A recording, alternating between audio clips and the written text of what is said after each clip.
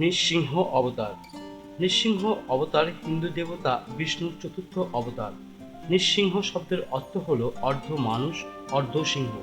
এই অবতারে বিষ্ণু একাধারে নর ও সিংহের রূপ ধারণ করে আবির্ভূত হন। পুরাণ অনুযায়ী হিরণ্যকশিপু নামক এক অসুর ব্রহ্মার কাছে এমন বর লাভ করেছিলেন যে কোনো মানুষ বা পশু তাকে হত্যা করতে পারবে না।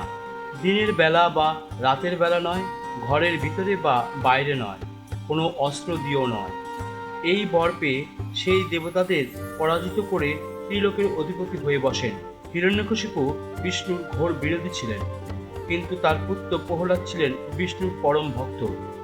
হিরণ্যকশিপু যখন প্রহ্লাদকে বিষ্ণুর ভক্তি ত্যাগ করতে বলেন এবং প্রহ্লাদ তাকে অসম্মতি জানায়, তখন হিরণ্যকশিপু ক্রুদ্ধ হয়ে প্রহ্লাদকে হত্যার নানান চেষ্টা করেন। কিন্তু বিষ্ণুর কৃপায় প্রহ্লাদের কিছুই হয় না। অবশেষে হিরণ্যকশিপু প্রহ্লাদকে জিজ্ঞাসা করেন, কোথায় তোমার বিষ্ণু? প্রহ্লাদ উত্তর দেন, তিনি সর্বত্র বিরাজমান। হিরণ্যকশিপু তখন একটি স্তম্ভ দেখিয়ে বলেন, তবে কি এই স্তম্ভের মধ্যেও তিনি রয়েছেন? প্রহ্লাদ বললেন, হ্যাঁ, অবশ্যই আছেন। তখন হিরণ্যকশিপু রাগে সেই স্তম্ভে পদাঘাত করেন এবং স্তম্ভটি ভেঙে যায়। সেই স্তম্ভ থেকে এক ভয়ানক মূর্তির আবির্ভূত হয়, যা ছিল অর্ধেক মানুষ এবং অর্ধেক সিংহ। এই মূর্তি নৃসিংহদেব।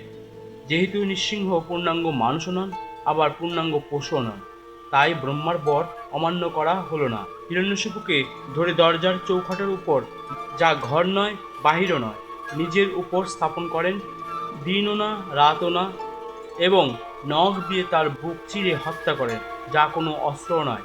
এইভাবে নৃসিংহ অবতার ভক্ত প্রহ্লাদকে রক্ষা করেন। এই দুষ্ট হিরণ্যকশিপুকে বধ করে পৃথিবীতে ধর্ম স্থাপন করেন। নৃসিংহ জয়ন্তী নামক একটি হিন্দু উৎসব প্রতি বছর বৈশাখ মাসের শুক্লপক্ষের চতুর্দশী তিথিতে পালিত হয়, যা নৃসিংহদেবের আবির্ভাব তিথি হিসেবে গণ্য করা হয়।